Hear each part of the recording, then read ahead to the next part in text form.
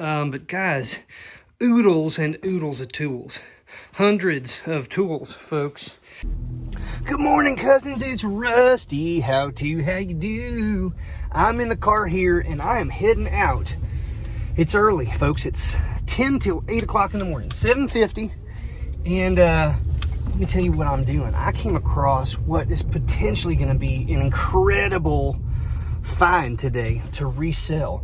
It is a giant lot of tools. According to this person, there's somewhere between 750 and 1,000 tools that I'm about to purchase for 260 American greenbacks. I just pulled up at the ATM, the automatic treasure machine.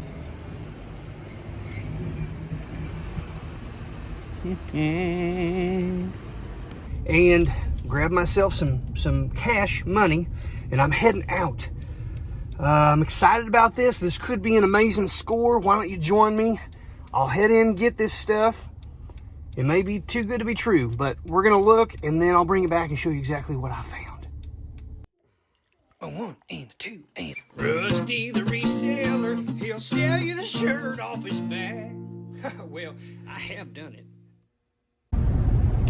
Last year, earlier in the year, I went to an estate sale, and I found a box. There was an old carpenter's box. If you haven't seen that video, take a look at it. I'll put the link right here. I titled it Find of the Year because I thought maybe it was going to be the greatest find I had all year.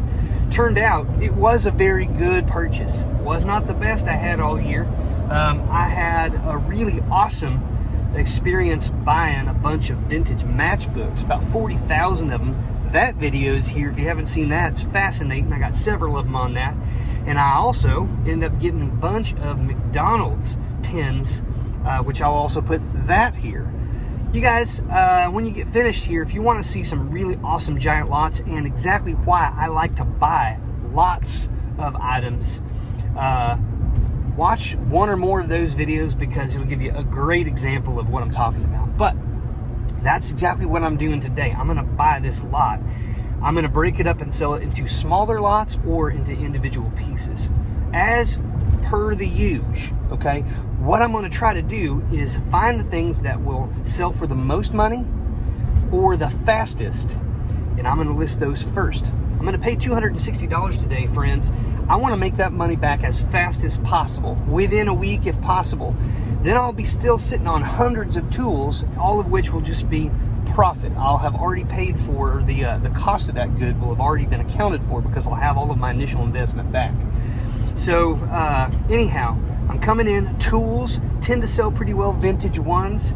I'm excited, and I'm only about 10 minutes away. We're getting close, folks. All right, folks, here we are. Now renting storage. Okay, we're going down here to this storage container. I'm gonna have to open up the gate. I don't have a passcode. All right, so I just called the phone number. It was a younger gentleman, and he sounded very confused by why I was calling and why I was here. I said, I'm here to pick up and purchase this lot of tools off of Facebook Marketplace. And he said, all right, well, you didn't talk to me. Who'd you talk to? So I gave him the person's name, and he said, oh, that's my father. It's like, that's weird. I didn't know. Here, I'm going to have to get you his number. So I'm waiting for a text message of the person, the contact person's actual phone number, so that I can contact him and tell him that I'm here. So that's the next step. I'm just waiting for that. Just waiting for this number. Hopefully this gentleman will get here soon. He can open up this gate for me, and we're going to see what we find. All right, here we go. Gonna pull in here, and oh man, the suspense is it's killing me. Gotta find out what we got here.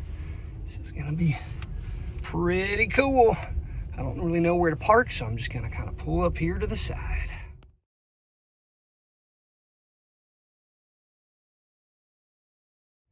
All right, folks, you saw it. That is a bunch of tools. It's a bunch, and there's all kinds of different ones. I can already tell this is going to be a really, really good score for me and for the warehouse crew. It's going to keep them busy for a couple of weeks here.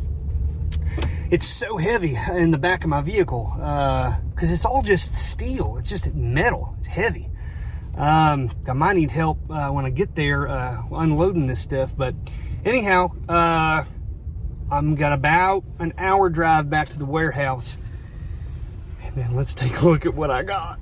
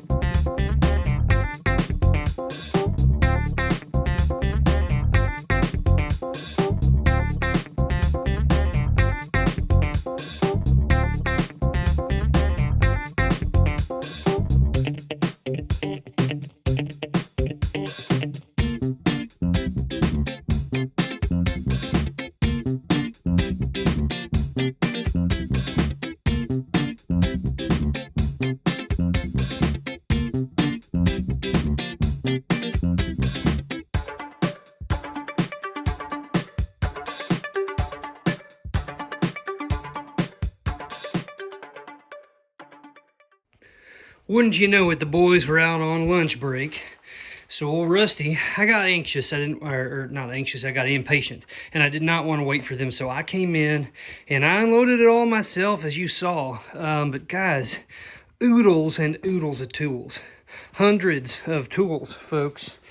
And I'm going to get into it here in just a little bit. There's so much here to go through. I'm probably going to have to do this video in a couple of different parts. 1, 2, maybe even 3 different parts to really get through it. We have to sort through it first and then kind of group it up. What needs to be sold individually? What needs to be sold in lots? What do I sell locally? What do I sell online? And anyway, so for example, this is like I guess this is a pipe bender. It's quite heavy and it's quite large. Probably not the best thing to ship. So I'll find things like that, things like these pipe wrenches. It's difficult to ship those because they're so darn heavy. But let's get into it. Before we get into this, let's actually pause for a moment and hear a quick word and tip from your friend and mine, Gene, PhD Peaches.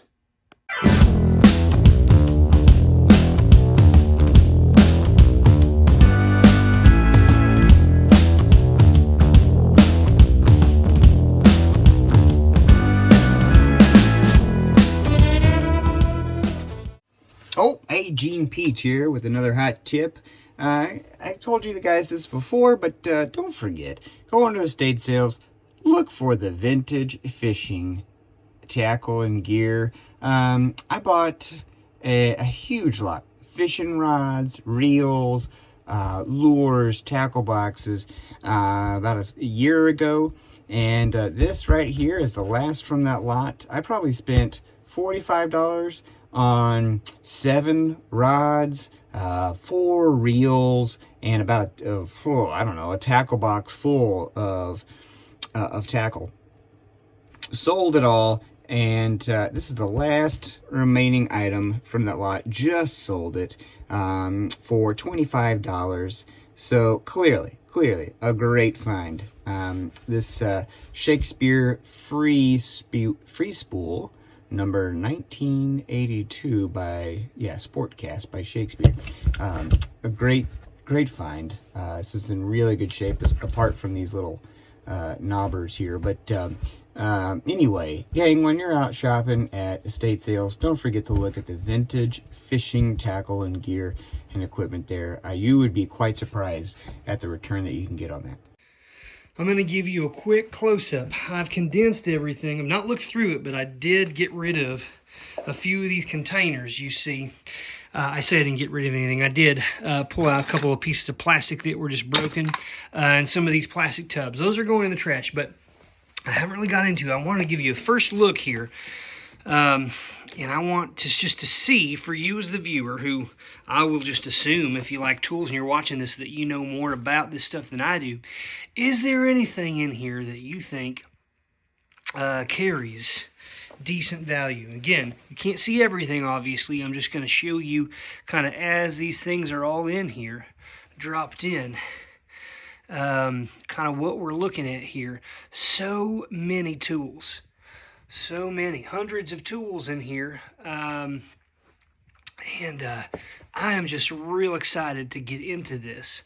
Clearly, I got to be careful because it is so rusted. I mean, so many of these things have rust on them, and also sharp edges like scissors and blades and stuff. I do not want to cut myself. That would be a real serious problem. Anyways, folks, just giving you this first look, and then I'm going to tell you real fast kind of my thoughts on this, what I'm looking to achieve. And like I said, we're going to get into this on this upcoming video. I'm going to split this lot up probably into a couple of videos. I'm going to give you a quick close-up. I've condensed everything. I've not looked through it, but I did get rid of a few of these containers you see. I said I didn't get rid of anything. I did pull out a couple of pieces of plastic that were just broken, and some of these plastic tubs. Those are going in the trash, but I haven't really got into it. I wanted to give you a first look here. And I want just to see, for you as the viewer, who I will just assume, if you like tools and you're watching this, that you know more about this stuff than I do.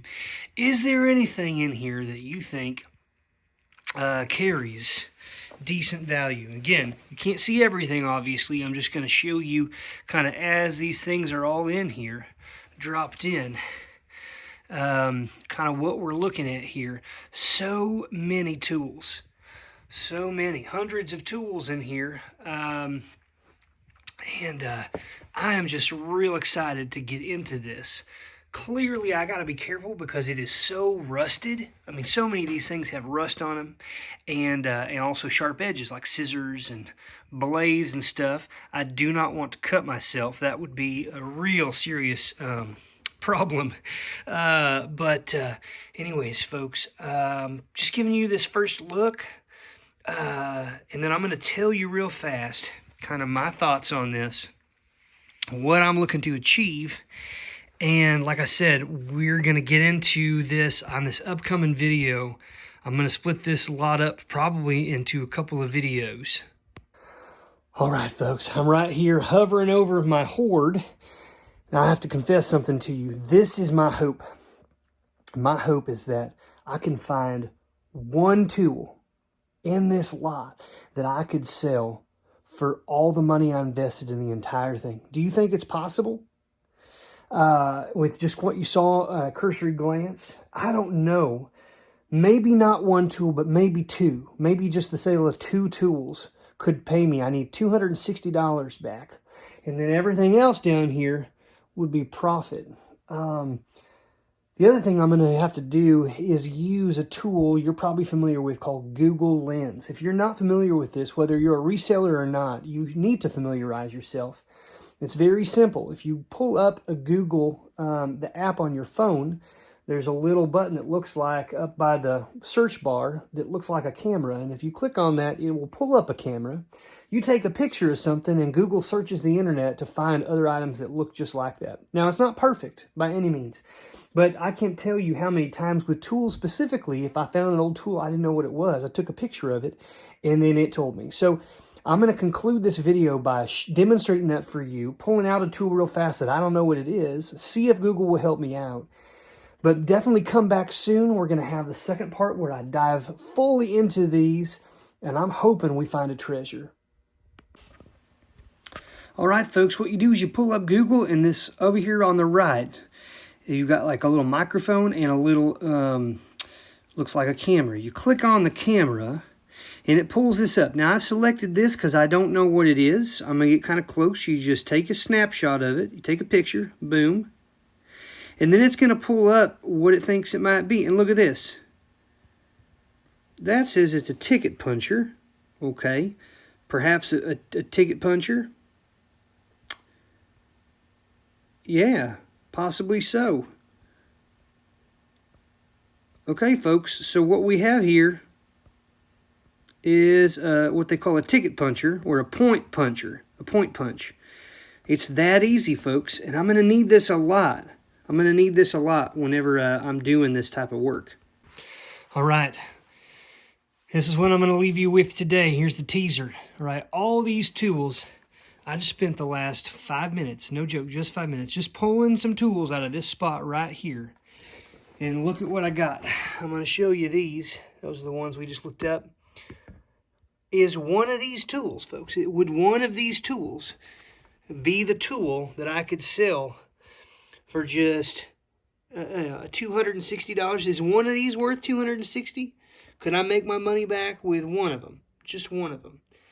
I don't know. A tiny little Stanley planer there. Don't know which kind. Don't know what kind that is yet. But look at this. Maybe a 15 to 20 tools.